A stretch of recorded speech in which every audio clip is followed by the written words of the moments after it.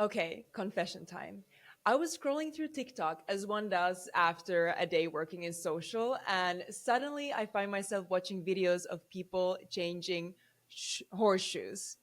No joke. Like, there's an entire community creating this super satisfying ASMR content about just gently cleaning, filing, and fitting horseshoes onto horses. And guess what? These creators have millions of followers and millions of views. Have you seen them?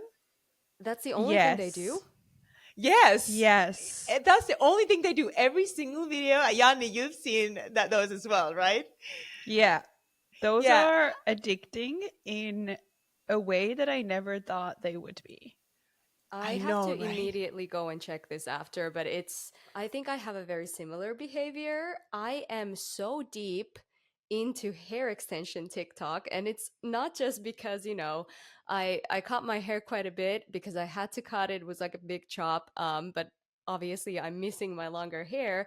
But then I got into this rabbit hole of like, now I know all about all these different techniques from like wefts to K-tips. And I love watching the befores and afters and like close ups of how things are done. I feel like I could like almost do extensions by myself. Probably not, but I've been watching so many videos that. Well, I would like to take you up on that because it is really expensive otherwise. But I am in a similar corner of the internet because I love hair braiding TikToks. I love the curly girl TikTok community. I don't really have a super curly hair. I have a kind of curly hair, but I feel like those pull me in like nothing else. So, Yeah. fun fact, Curly Girl TikTok was originally a YouTube K-hole that Oh, I was totally. in 2014. And this was before Curly Girl even arrived in Finland. So I was watching all these American YouTubers do their Yes, curly routines like I was as 11 well. years ago. So I actually need to confess something because I ended up waking up way too early this morning, and I got this idea in my head after seeing some TikToks in the past week. And I actually dyed my hair before this recording, and I did a money piece on my own. And this time it was completely on my own. Like a couple of months ago, I did it, and my boyfriend was helping me, and I'm like, I can do it. So like, it was, let's just say, it was interesting, and it's not where I want it to be. It's kind of like a little weird right now, so I need to do like a root shadow. And the fact that I even know what root shadow is and how to do that is because I was I've gonna say, because I'm so deep in TikTok, so I know how to correct this, but I didn't have enough time to do that because I'm like, I still need to dry my hair, and it's gonna take half an hour. And I need to do my makeup before recording. So after we've done recording, I'm gonna do a root shadow on myself, and well, like no just wonder I thought your question this morning was interesting when we got on to record, and you're like, how's It looks everyone's good though. weekend going? I'm like, I just woke up. Like, what are you talking about? yeah, no, I've been awake since like 7 a.m. But yeah, it's like it's okay, but it is a little bulky. Like it doesn't look natural, so I need to put like a little root shadow here so it Yeah, looks or more natural. maybe you just need to tone it. There's a really great purple shampoo called That I Finola, and I actually did that. I you did used that? yeah, but I think I didn't have enough time to leave it long enough. So what I'm gonna do is a root shadow, and then I'm gonna tone it, and I think it should be fine. We But are anyway, now we're now in the point with inflation where it's probably cheaper for me to fly back out to LA to get my hair done by you after you've done a couple practice round versus like going to Facts. hairdressers. actually, I've been doing this since I was 13. That's when I dyed my hair in all the shades of the rainbow. So like I have some muscle memory doing that. So it's not my first The original rodeo. DIY queen.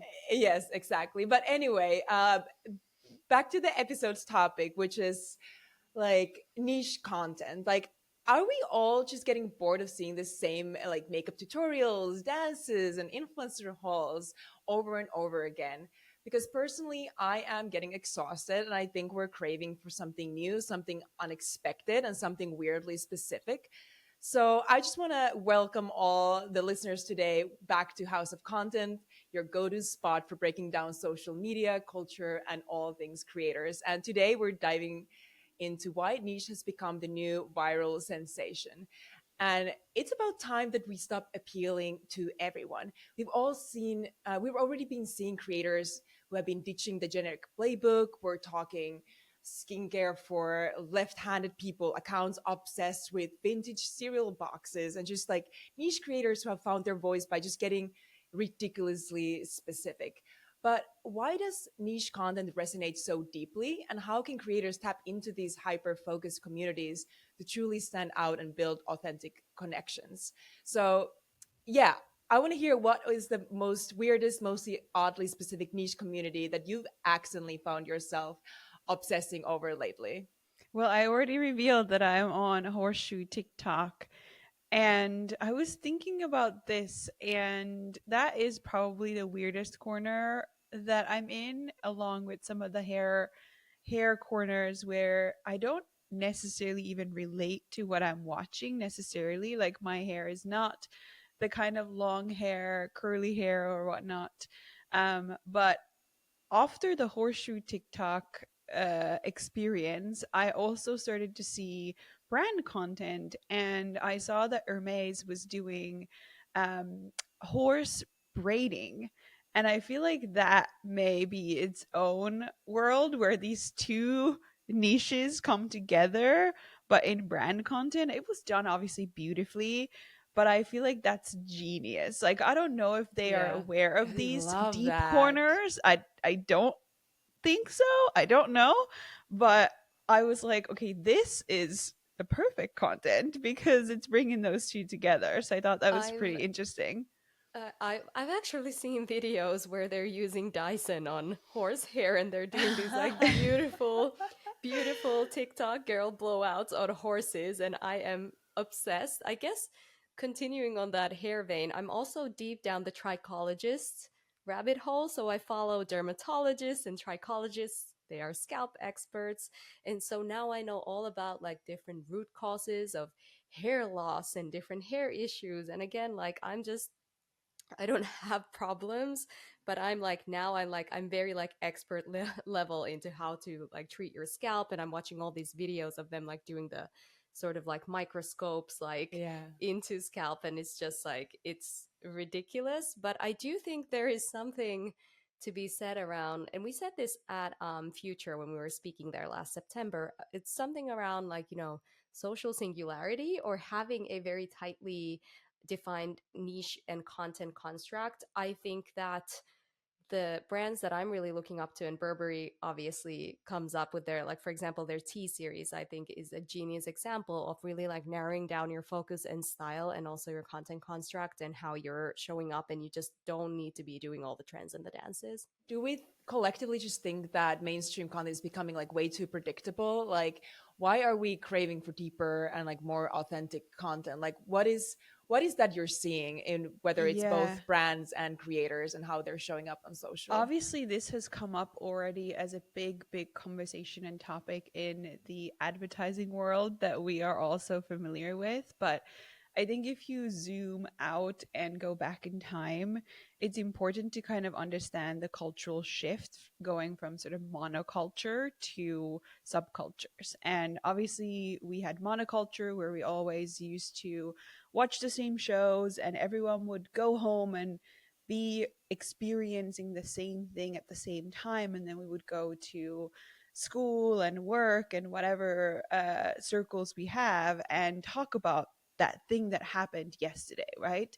But that's Mhm. not really how we're experiencing media. That's not really how experiencing culture these days. And everyone is in some kind of subculture of their own. And that's interesting, I think, from a sort of high level shift perspective because it is making things harder for brands because they're speaking to larger audiences, and some of them have taken a pretty mass media approach even to their advertising, and it requires a big shift structurally, as well as like how you're seeing the way you're trying to reach people. How are you choosing what subcultures your brand has the right to be part of and has a natural tie to? So I feel like that move is already happening, and we're seeing people gravitating towards this content that either relates to them or is specific enough to keep their interest.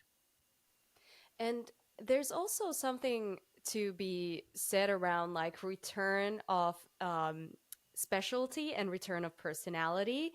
I think that we are kind of in that maturity cycle with creators where um and I think was it Alicia Berman? I think this is related to the no buys, but talking about how actually most of fashion influencers are shopping influencers. Like they are not curators of their own style. They are not, they're really just repeating things that are in the shopping cycle that brands are Yeah. pushing. And that again like kind of relates back to that top down type of forcing of trends that are not actually culture. And I think also as we're getting like more and more inundated with content, creators also have to be much more tightly defined to even break through, and that's pushing people to like go more and more and more outrageous also with their sort of niches to just to stand out really.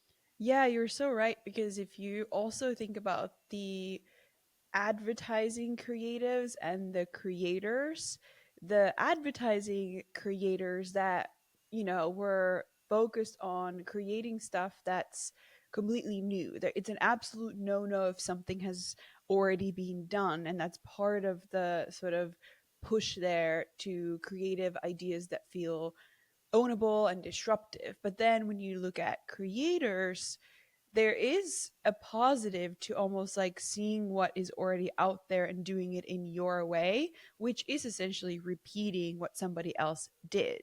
And to me, that's really interesting because you've got these two worlds and now they're merging. And so we're seeing a lot more of, if it's already been done, it's not necessarily a bad thing, but I think it is contributing to massive creative fatigue in the social space, specifically because we've got so many of these formulas everyone's just repeating, and they're not necessarily bringing their own twist to it as much as we'd want to your point, and is needed in the future to break through because we're just tired of it.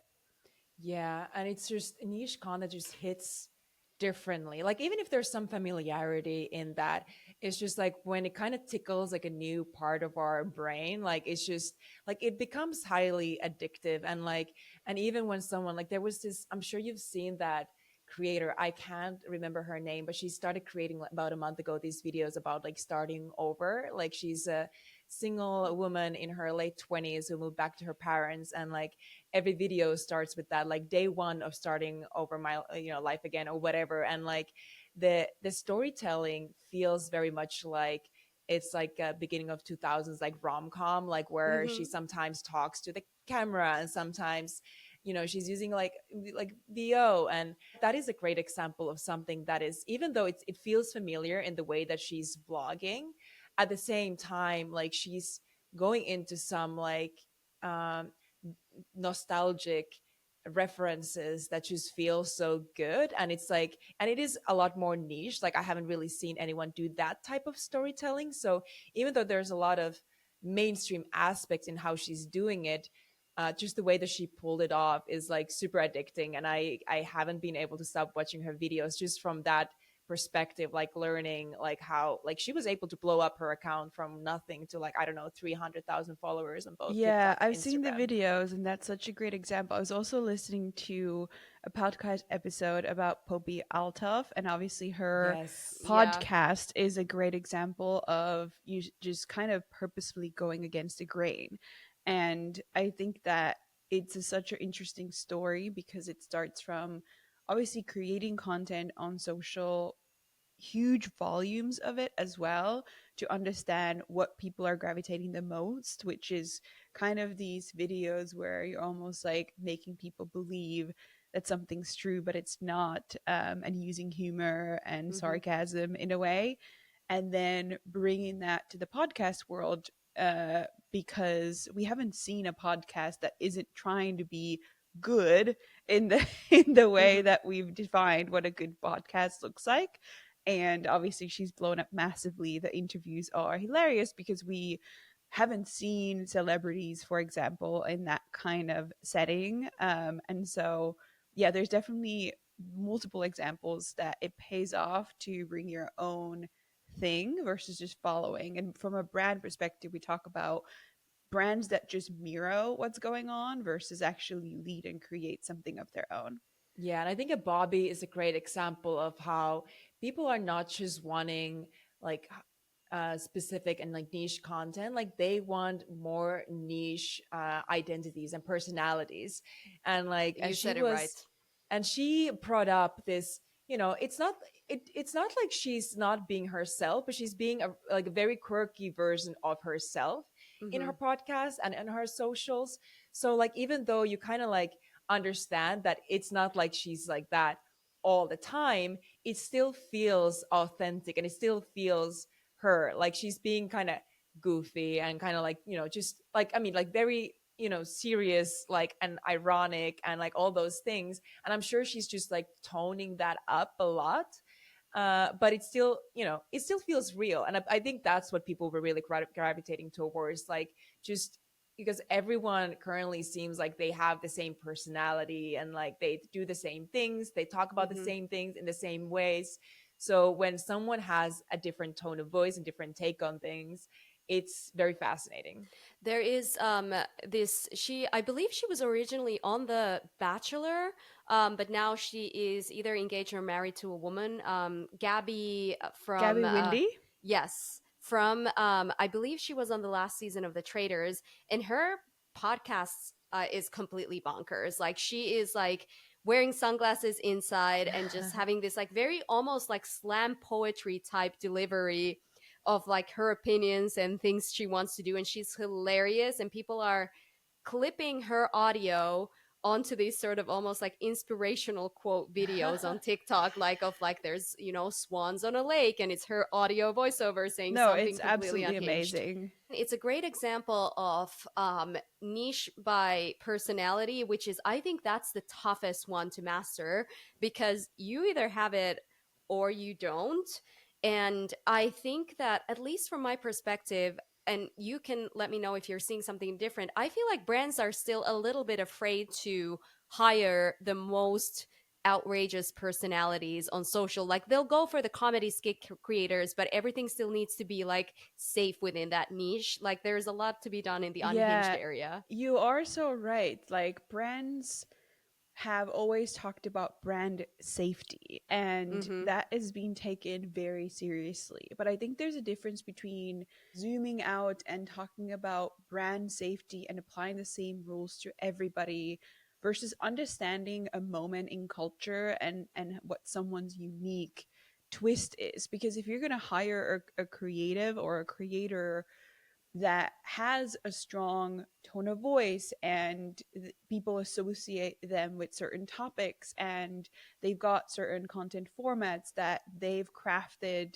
that have brought them the engagement and love and fame, then why would you hire them and tone that down? Like it's almost like you're paying for nothing at that point, because you're, changing who they are, which is not going to be authentic to the audience. But there are Everyone's gonna examples sense like, that. yeah, exactly. But I think I was going to say that from a content perspective, there are some brands that I think have had the courage, like Nutter Butter, to go really, really Insane, niche very and niche. insane and creepy and scary. And I kind of love that the conversation was that some people felt like they don't get it. Some people were like annoyed or mad, but they stood by it because you're not trying to please everybody. But that takes balls from a brand, especially that, wants to appeal to a larger audience. But you got to pick where you're doing what. Like TikTok maybe is a place to go after a more niche audience and lean into it. And that's okay because you've got other channels where you're doing something else. Hot take, I want brands to do less on social. Like I want you to actually have a TikTok with one thing only, and like I don't want to see all of the different facets of your brand. Like pick a lane and execute it really well. And that's where the kind of like that's the toughest part to uncover, because I feel like people who are really great at doing brand platforms, right, are not Mm-hmm. often people who then also work on the everyday social strategy. And then the social strategists who are really great with like trends and TikTok specific editing and that kind of storytelling, they're not brand platform people. And so like that's sort of where having this disconnect, and that's why I think most brands are not mastering social. I also think that, looking at, for example, ClickUp, that is a B2B company. They're a project management software, super boring vertical.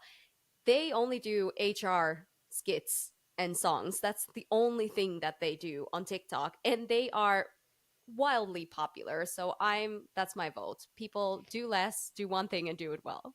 Yeah, and also hire the right people to do whatever, you know, you want to be done, because it's like it's completely understandable that if you have like certain people, you can't just be like, "Hey, like let's tap into this niche and like do something for this specific audience," when no one knows anything about it. Like of course there's this strategy team and everything, like, you know, who can like help with, you know, digging deeper into them and the insights and everything, but you still will need the kind of inside knowledge, whether it comes through like from a creator or whether it comes from a creative who is working in the team.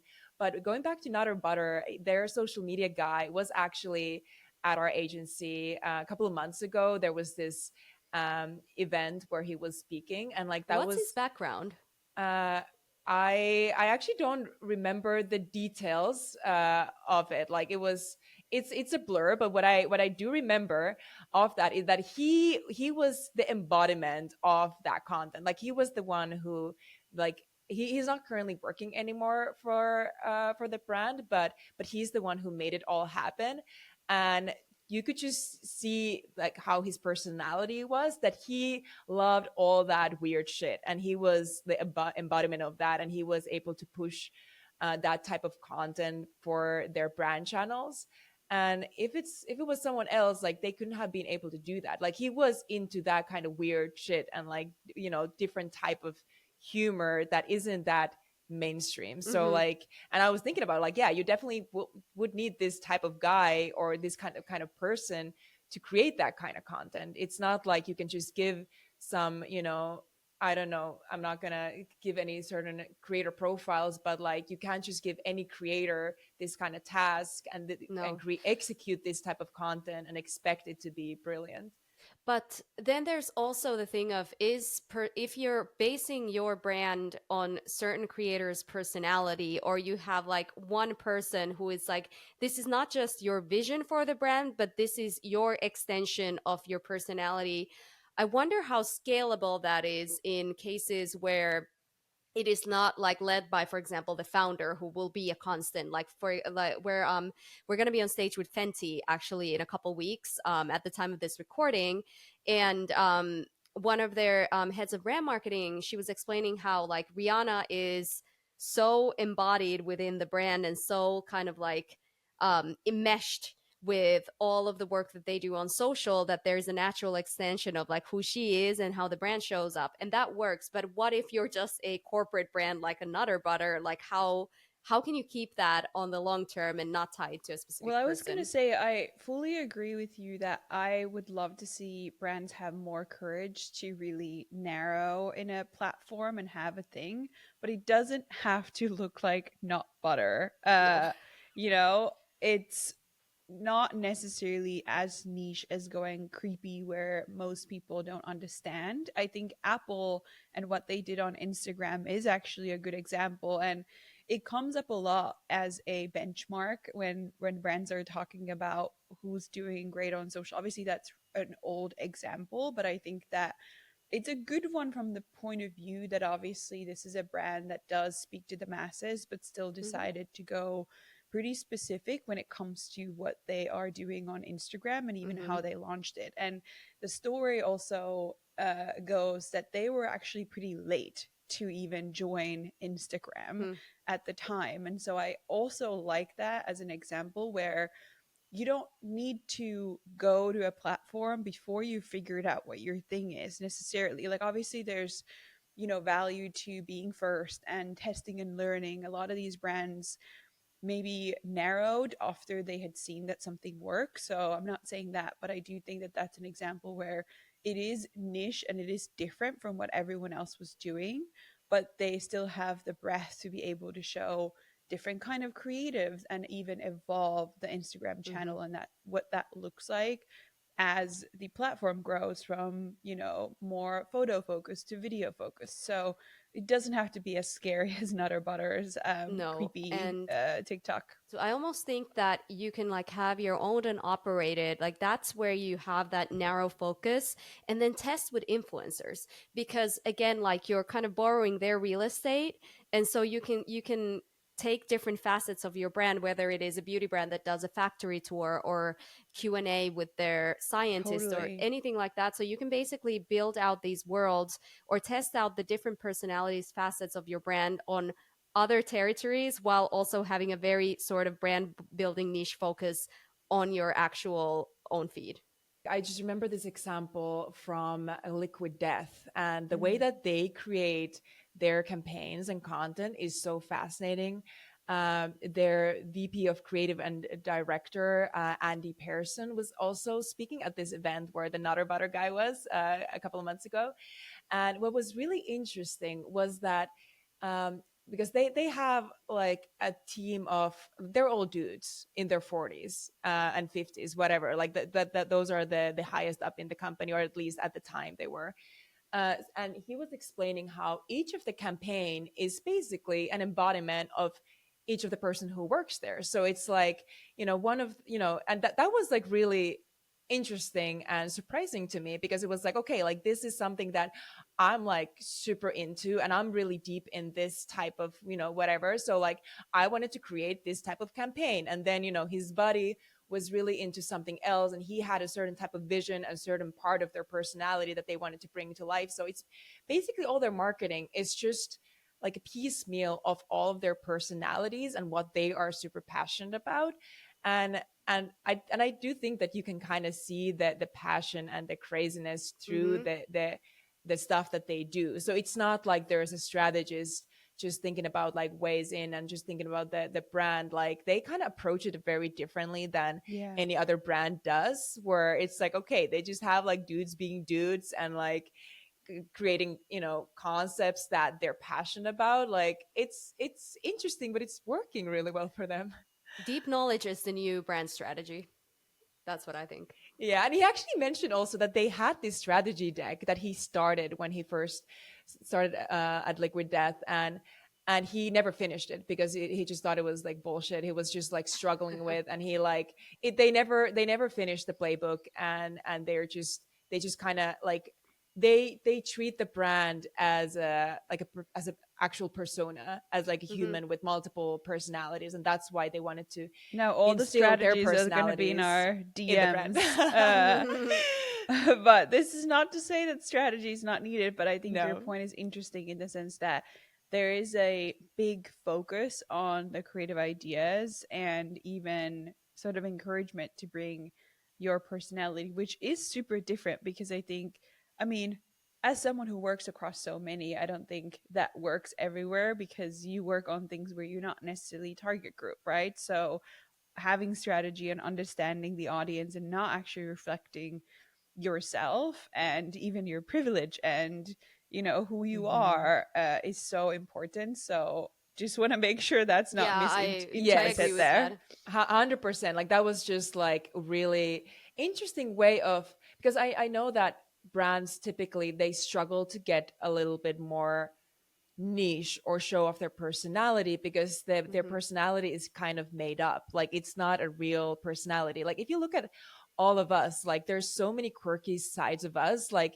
it doesn't necessarily fit the image or the perception that you're putting out there, but there are a lot of things that if we were to just share them here, people would find really surprising. It's like, oh, I didn't, I would never have thought that of Mel or Yanni, but like there are multiple sides of us. And I think that's what they were also emphasizing, that like you shouldn't be too scared to like fit into this very specific box, because just like people have so many different sides of them. Like brand should also be more multi-dimensional and not be scared to show that. So I think that was like the biggest key takeaway that I got from that, because I've seen that with the brands that I work with, that they're so scared of doing something that they haven't done before, or that isn't, exactly in the same or similar like tone of voice, when in fact, like I do think that social should be used as a like as a test and learn environment, doesn't mean that you're going to be doing something completely outrageous. And it also depends on the industry and the brand you're working with. But I would want to encourage all brands to kind of show off a little bit more of their personalities and not limit themselves into very specific restricted Yeah. box. I think you're right though, because it is actually a huge problem that the people that are evaluating the creative work are trying to, say yes or no to an idea based on what they already know. And if you're not into it, or if you never knew about horseshoe TikTok, doesn't mean that it's not relevant, but it is a big, big thing for someone who just found out about it and never has, seen it, to then say yes to an idea that's specific to a niche. And so I think that's going to be difficult, and that is a little bit of the barrier in bringing those ideas, and then the people evaluating trying to understand what it even is, not to mention go for it. So I almost see that as a big, big problem. But to your point, Christine, creators are such a good way to test that, because you're not necessarily going all in, but you're starting to kind of infiltrate the brand into some of the environments and see how that resonates with people. 100%. Can agree more. Uh, so I think it's time for Pitch on the House, Let's pitch it. which is where we pitch Let's do it. ideas for brands and or creators. What do you have, Yanni and Christine? So I have this creator called Court Costs, and she actually breaks down different TV series, like the clothes worn in the series and how much they cost. And she does that for Bravo. She does that for White Lotus. I would love to see a collab with a department store, let's say Bloomingdale's, or I mean, maybe not Saks because they've been under fire recently for not paying their vendors. Boo. So let's stick to somebody else. But I would love to see a collab where they do a sort of a three-way, where there's a TV series and then a department store, and then Court Cost does versions of those outfits on her social for the department store. So that's Okay, my obsessed. I, for some reason, can't get my head out of this horse corner. And I was thinking about, like, what's a niche thing that I want to see? And I think it needs to be like some kind of Hermes horse accessories collection, but one that, like, kind of doubles as a collectibles for decor or people. Or a Hermes horse nursery collection, because I kind of would want that. But I feel like the more specific the items, the better. maybe bag charms, but for horse hair. Yeah. Oh, Yeah. I I love was that. thinking about bag charms. Like, some of those accessories could actually be real things that you could use if you had a horse, but like we don't. So Do we we? would just get it for our bag charms. I love that. I have like really weird one. I'm about to fly next week, and I've been thinking a lot about airplanes recently, and just like focusing a little bit more on different like plane types as well. And like it's weird. I'm in some really weird corner. But anyway, I feel like I would want to see. And I've also been seeing these videos about apartment upgrades and people like, completely decorating their apartments. And I hate how the bathrooms at airplanes are, and I wish that there would be a creator or an artist who would do an upgrade, like an actual upgrade that I'm stays, and obsessed. they would That's document the such a good process. idea.